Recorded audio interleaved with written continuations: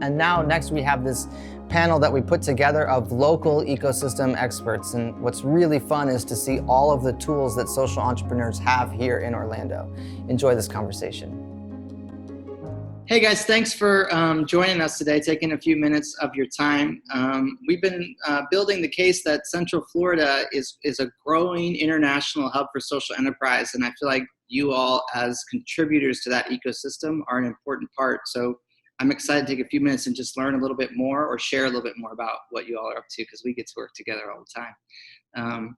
So the main thing we want to talk through here is, what do you feel like your organization is contributing to this ecosystem that social enterprises can really take advantage of? Rob, do you want to go first, maybe thinking about your role with EIA? Yeah, no, I'm happy, Ben. And I would say, just in general, how we've structured Rally, as you'll see from some of the other speakers today, I think we strategically aligned all of our partners to make sure we had all the critical aspects of the ecosystem to support a social enterprise. So you'll see the educational component, the government component. I could talk about the investment component, but I think structurally we did things very purposely. The EIA piece is, when we established Rally, we also wanted to make sure there was a capital source available to the companies as they came out of the Accelerator. So we launched the EIA Social Enterprise Fund to be able to invest in social enterprise, largely the ones that come through our Rally program. So we brought a group of early stage investors together who all are interested in making a social impact on our community and the world. And in the year and a half that we've been in existence, we've made 3 investments, all 3 from Rally companies. Everything from us being the first dollars in and being the initial seed capital, to us being part of bigger rounds for companies like Ecosphere and Squiggle Park that we think have the ability to scale on a global basis.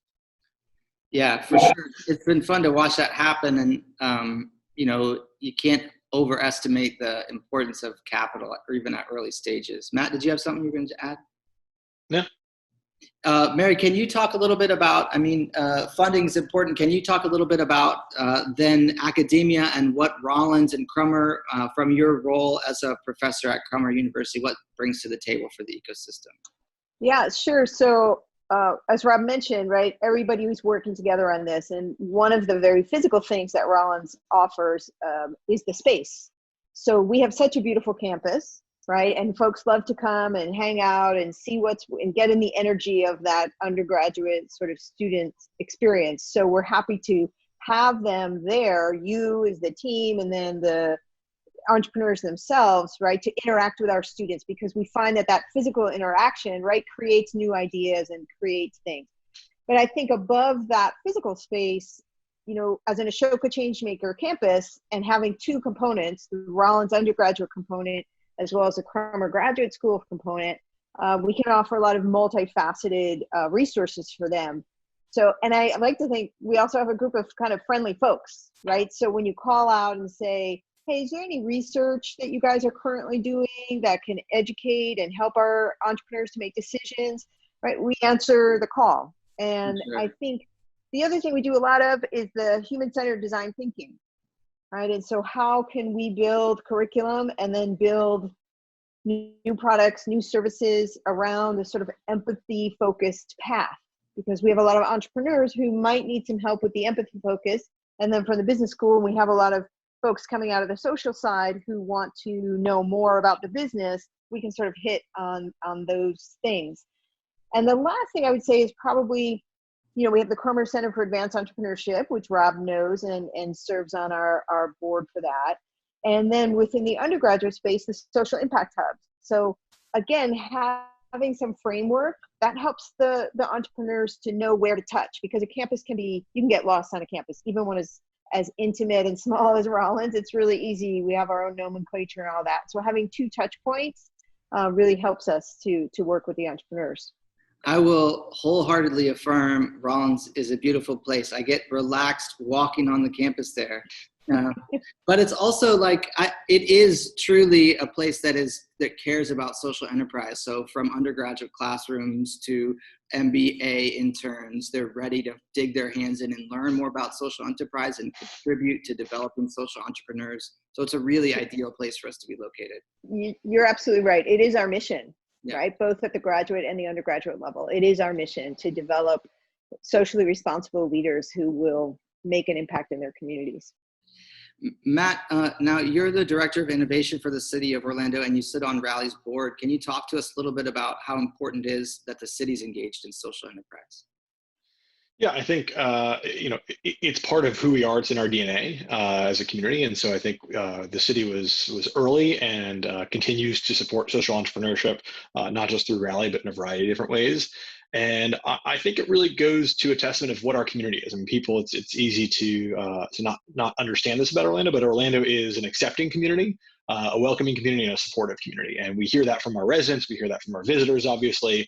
And I think it's easy to gloss over how that impacts entrepreneurship, especially social entrepreneurship. And so we're in a community, and our mayor has really worked really hard to create a city that embraces these new ideas and is willing to test something that may be small, but has a potential to solve a big problem. And we're as a community not afraid to go after those challenges as well. And so I think all of that together has kind of created this great environment for whether it's Rally as a social enterprise, an enterprise accelerator, or a particular social enterprise to come in and be able to gain their foot and get started here. Yeah, I think that the story with Omnimodal is a really good example of that, of a social enterprise that came in really an incubator stage in Raleigh and was able to find some traction with the city, wouldn't you say? Yeah, I mean, again, you can't place a value on the ability for an entrepreneur to walk in and meet with our director of transportation, our deputy directors of transportation, who's looking to solve transit problems for cities, and then to walk out of there with somebody helping them to frame what their business model could be, and then signing a pilot contract with them to help them do that. And to be very clear, just as we talk about the broader Central Florida community, they had that same conversation with cities and jurisdictions across the region.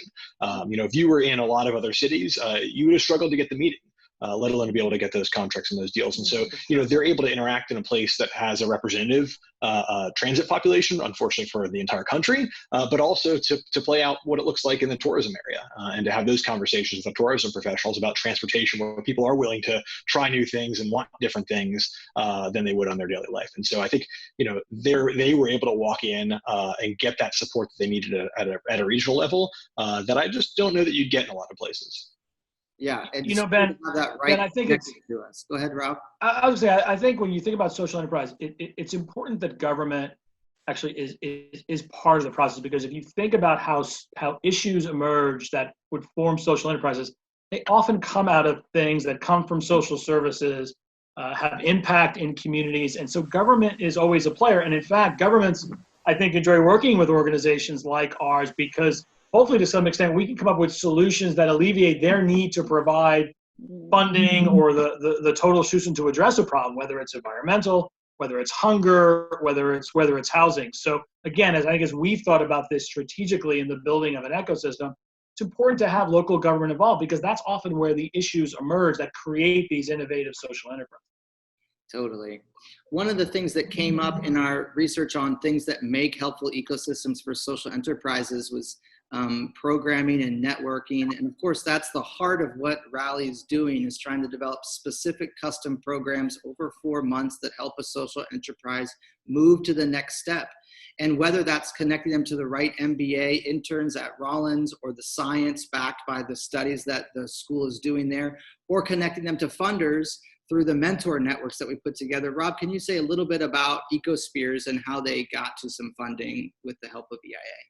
Yeah, and Ecosphere is actually an example of just the community ecosystem more broadly, because they have ties to certainly to Rollins, and their CEO has taught at Rollins. They came through some of our non-social enterprise accelerators, Starter Studio, the UCF Incubator, and they came to us at Rally really to help them refine not so much their business model, but actually their social impact and their metrics.